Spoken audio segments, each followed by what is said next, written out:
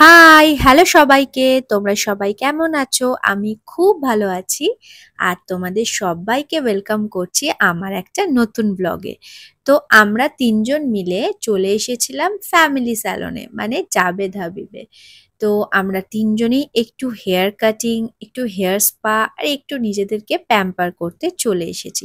ফার্স্টেই তো ওরা আমাদের সুন্দর করে শ্যাম্পু করিয়ে দিল।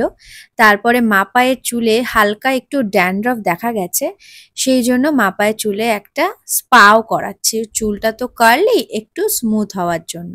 আর এদিকে আমিও করাচ্ছিলাম একটা ট্রিটমেন্ট মানে স্পাই করছিলাম একটু চুলটা স্মুথ অ্যান্ড সিল্কি আর একটু ড্যান্ড্রফ ফ্রি হবার জন্য। তো আমার স্পায়ের সাথে সাথে চলবে আমার একটা হাইড্রা ফেসিয়াল। আমি ফার্স্ট টাইমই এই হাইড্রা ফেসিয়ালটা করাবো।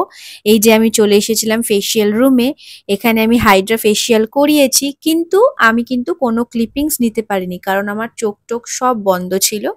তো ফেসিয়াল করার পরে আবার আমি চলে এসেছি আমার চেয়ারে। তো এখন আমার স্পায়ের কিছু ক্রিম লাগানো হচ্ছিল চুলে, আমি জানি না কি করছিল ওরা।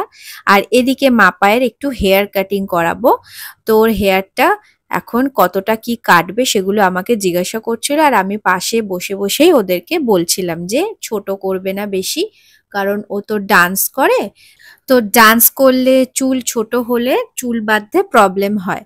আর এদিকে অভিরও চলছে গ্রুমিং, তার সাথে ও একটা ফেসিয়ালও করিয়েছে আর করছিল হেয়ার স্পা। এদিকে এখন আমার চলছে হেয়ার কাটিং।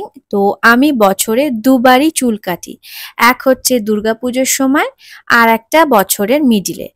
আর আমি যখন হেয়ার কাটিং করি তখনই আমি তোমাদেরকে ভিডিও শেয়ার করি, কারণ আমার ভীষণ ভালো লাগে নিজেকে প্যাম্পার করতে আর সেই ভিডিওটা ক্যাপচার করতে। তো দেখো হেয়ার কাটিংটা বেশ মোটামুটি সুন্দরই করি। বেশিরভাগই আমি লেয়ার কাটিং করি। তো লেয়ার্সের ওপরেই অনেক রকম ভ্যারাইটিস হয়। তো আমার এই কাটিংটা খুবই ভালো লাগছিল। আমি বলছিলাম বেশি লেন্থটা ছোট করবে না, অল্পের মধ্যে কাট করবে। তো এই হলো আমার ফাইনাল লুক। তোমরা জানিও আমার হেয়ার কাটিংটা আর ফেসিয়াল করে আমাকে কেমন লাগছে। আর লাস্টে মাপায় সারপ্রাইজটা দেখো, চুলটা পুরো স্ট্রেট হয়ে গেছে। তোমরা ভেবো না যে এটা পার্মানেন্ট স্ট্রেট করেছে, এটা জাস্ট এই হেয়ার স্পা করেছে, তারপরের এফেক্টটা স্মুথ অ্যান্ড সিল্কি। তারপর ও যখন বড় হয়ে যাবে তখন স্মুথনিং, কেরাটিন, বোটক্স সব লেগেই থাকবে, তখন হয়তো অনেক রকম ট্রিটমেন্ট বেরাবে।